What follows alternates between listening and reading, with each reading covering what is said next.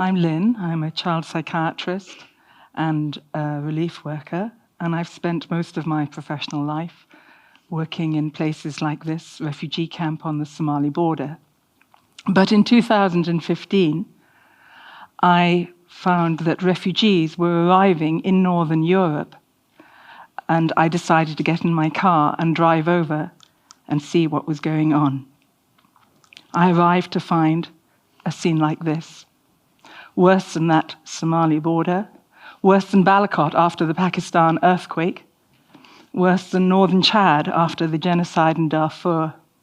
It was horrifying, and yet what was extraordinary was that in that situation called the jungle outside Calais, people had somehow created community with very little help from outsiders. They'd built churches, mosques, shops, restaurants. So I could hang out and listen to what people had to say. And I met a young man called Tawab. He was 19 years old. He left his village in Afghanistan when the Taliban bombed it, killed his parents, and tried to forcibly recruit him.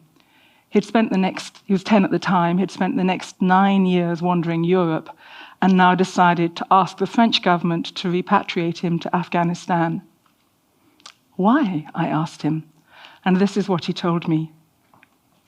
You don't know human rights. You teach them in Afghanistan. Why do you think I left Afghanistan?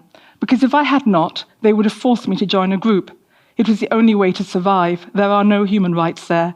The government fucks people up. It's impossible to be a normal person in Afghanistan. The Taliban is everywhere, and now we have ISIL.